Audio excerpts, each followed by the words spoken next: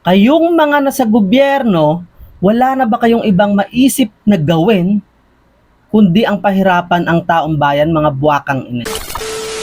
So eto na nga, about dun sa issue na kailangan na daw ng permit bago makapag-run ng Facebook ads or digital ads. So nag-viral agad siya kasi maraming online sellers, mga freelancers, okay, mga creators, marketers, at mga small businesses owners ang nagulat. Okay, and of course, nag-react. Kasi imagine mo kaka-adjust pa lang ng mga negosyo sa 12% digital service tax na pinataw nila sa mga platform fees, business permits pa, other taxes and other compliance requirements. Okay, lalo sa mga freelancers, online sellers. Tapos may lumabas na draft proposal na naman. Eto, na possible kailangan mo muna ng DTI advertising permit bago ka makapaglabas ng ads online, mga puk. Wag. Wag. Wag. Wag. Wag. Wag. Huwag mong subukan. Masisira ang buhay mo. So under that proposed draft, bago ka raw makapag-run ng ads like Facebook ads, TikTok ads, okay, or any sponsored posts, banner ads, video ads, or mga digital advertisements, possible na kailangan mo munang mag-apply ng permit, mag-submit ng ad layout mo, or magbigay ng supporting documents for product claims, maghintay ng up to 30 working days, maglagay ng per DTI permit number dun sa mismong ad mo. Okay? At eto ang pinakamalupit. Magbabayad ka na per ad material.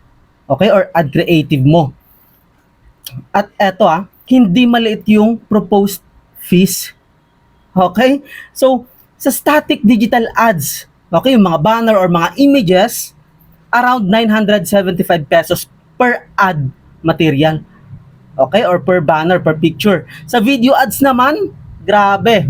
Okay? Around 1,860 pesos hanggang 9,295 pesos. Depende sa haba ng video ad mo. And of course, meron pang mga documentary stamp tax yan, possible mga admin fees, amendment fee, okay, kapag may changes dun sa ads mo. Grabe, kaya sobrang dami ng mga nag-react. Okay, kasi sa digital marketing, okay, kung matagal ka na sa digital marketing, alam mo yan, normal lang na mag-test ng multiple creatives. Okay, sa isang campaign mo, ilang ad set yan. Sa ilang ad set na yan, ilang creatives yan or ilang image, ilang video. So imagine, okay, magkano lahat yung babayaran mo? Testing pa lang.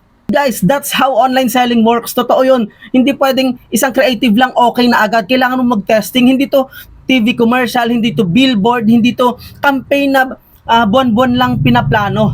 Okay, sa e-commerce kasi, real time. Okay, yung galawan dyan. Today trending, next week wala na. So paano yun? Nag-submit ka pa lang ng creative mo, maghihintay ka ng 30 days, tapos wala na pala, okay? Wala na sa trend yung product mo or yung gusto mong i-promote. Grabe, di ba? Kaya kung yung bawat creative natin kailangan dumaan sa yun nga, sa mga permit na kailangan, yung mga fees, documents, yung waiting time. Ang pinakamahirapan dito hindi yung mga big corporations or mga malaking businesses eh. Okay, kaya ng big brands yan. May mga legal team yan, may compliance team sila, may budget sila. Okay, pero paano yung mga small sellers? Sobrang dami niyan, lalo dito sa social media. Okay, yung mga freelancer na nagbebenta ng services nila, yung mga creator na may digital product, mga affiliates na nagpo-promote ng products ng iba, yung mga ordinaryong Pilipino na gusto lang magbenta or makabenta online, sila yung pinaka-tatamaan dito. And I think kaya rin siya nag-viral agad kasi maraming small businesses ang nakaramdam na parang another barrier na naman sa business nila to. Okay, sa ginagawa nila online. Pero eto lang, good thing naman, napansin agad ng DTI yung reaction ng netizens sa online. Ang dami kasi talagang nag-react. So, naglabas agad sila ng official statement na naman. Okay, sabi ng DTI, hindi na nila ipupursige or i-implement, i-adapt yung drafted order. Okay, about dun sa advertising pre-clearance. Meaning, as of now, hindi raw ito, okay, policy pa. Okay, hindi raw ito ipa-finalize at hindi rin ito i-enforce. Okay, so yes, good news yan for SMEs, online sellers, freelancers, okay, mga creators, digital marketers. Pero, may lesson dito, okay? Consumer protection is important, yes, of course, sino naman yung ayaw niyan. Pero, dapat talaga may rules against scams, okay, or mga fake claims, misleading ads, and deceptive sellers. Pero sana, hindi naman lahat ng honest small businesses madamay. Kasi may malaking difference between protecting consumers and making it harder for small sellers to market their products. Ang kailangan ng SMEs ngayon is simpler system, clearer rules, faster process, okay, less red tape, and practical regulations na naiintindihan talaga kung paano gumagana ang digital business today. Okay, hindi more permits, hindi more waiting time, hindi more fees, okay, hindi more barriers. At yun nga, good thing lang, DTI clarify this quickly. Okay, pero proof din ito na kapag nagsalita ang netizens, ang mga small businesses, okay, ang community ng mga online sellers, talagang mapapansin. Okay, and honestly, dapat laging may real consultation sa mga ganitong policy, lalo na kung maaapektuhan ang mga online sellers na gusto lang kumita. Okay, gusto lang mabuhay online. Okay, mga freelancers, creators, mga small businesses.